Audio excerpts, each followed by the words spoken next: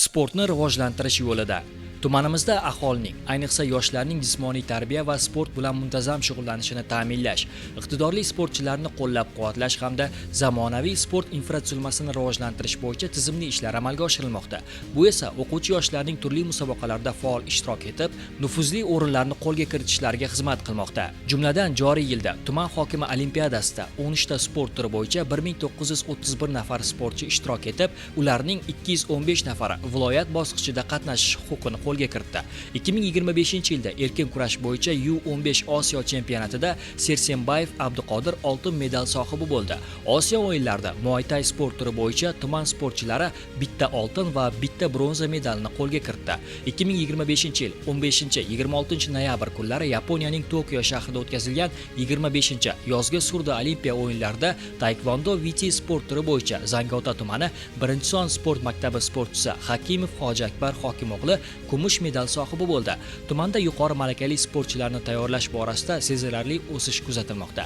Agar 2020-yilda Jahon va Osiyo chempionatlari hamda kuboklarda nufuzli o'rinlarni egallagan sportchilar soni 6 nafarni tashkil etgan bo'lsa, 2025-yilga kelib ushbu ko'rsatkich 34 nafarga yetdi. Shuningdek, milliy terma jamoalarga sportchilarni tayyorlash borasida ham katta natijalarga erishildi. 2020-yilda milliy terma jamoalarga 15 nafar sportchi yetkazib berilgan bo'lsa, 2025-yilda bu ko'rsatkich 185 nafarga yetdi. Shundan 123 nafari asosiy, 62 nafari esa zaxira tarkibidan o'rin oldi. 2026-yilda Filippinda o'tkazilgan velotrek bo'yicha Osiyo chempionatida C2 klassda Abdullajonov Jalonbek 2 ta kumush va 2 ta bronza medali bilan taqdirlandi. Prezident olimpiadasi sport musobaqalarida ham tuman sportchilari munosib ishtirok etdi. Boks bo'yicha Po'latova Mubina va Husanova Mubina respublika bosqichida 3-o'rinni egalladi. Erkin kurash bo'yicha Muhiddinov Danil 2-o'rinni, Sersembayev Kudret esa 3-o'rin sohibi bo'ldi. Bugungi kunda tumanda 70 ta sport obyekti faoliyat ko'rsatmoqda. Ular tarkibiga 25 ta futbol maydoni, 4 ta mini futbol maydoni, 4 ta sun'iy qoplamali futbol maydoni, 12 ta voleybol maydoni, 4 ta basketbol maydoni hamda 24 ta workout maydonchasi kiradi. So'nggi yillarda aholi uchun zamonaviy sport inshootlari barpo etishga alohida e'tibor qaratildi. Turkiston, O'ratepa va Ibrat mahallalarida streetball workout majmualari, Navbahor mahallasida esa workout maydonchasi qurildi.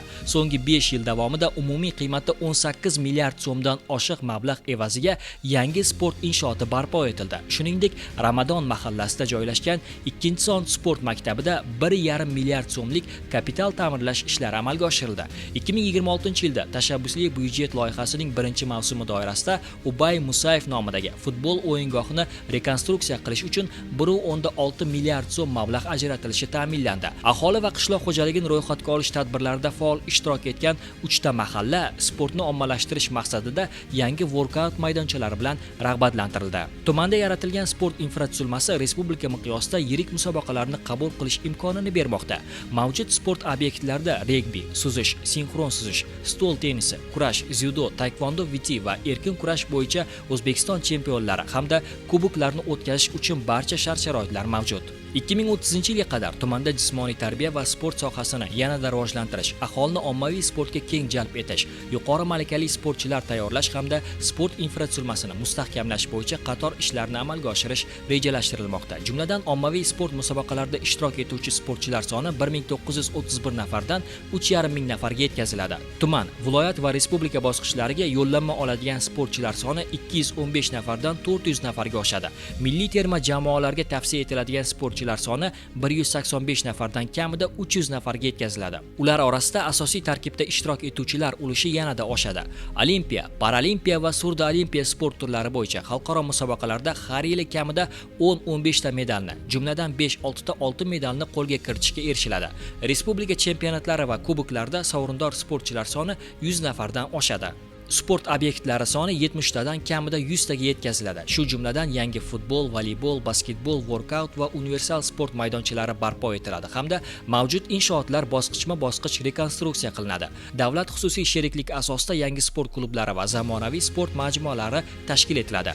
Regbi, suzish, sinxron suzish, stol tennisi, kurash, taekvondo VT, erkin kurash va boshqa sport turlari bo'yicha har yili respublika chempionatlari va kuboklariga muntazam mezbonlik qilish hamda xalqaro musobaqalar yoshlarni qabul qilish imkoniyatlari yaratiladi. Yoshlar va xotin-qizlarni sport bilan muntazam shug'ullanishga keng jalb etish orqali aholining jismoniy faollik darajasi oshiriladi. Ushbu chora-tadbirlarning amalga oshirilishi natijasida 2030-yilga kelib tuman Toshkent viloyatining yetakchi sport hududlaridan biriga aylanishi, xalqaro maydonlarda raqobatbardosh sportchilar tayyorlash salohiyati yanada oshishi hamda aholi o'rtasida sog'lom turmush tarzi keng qaror topishi kutilmoqda.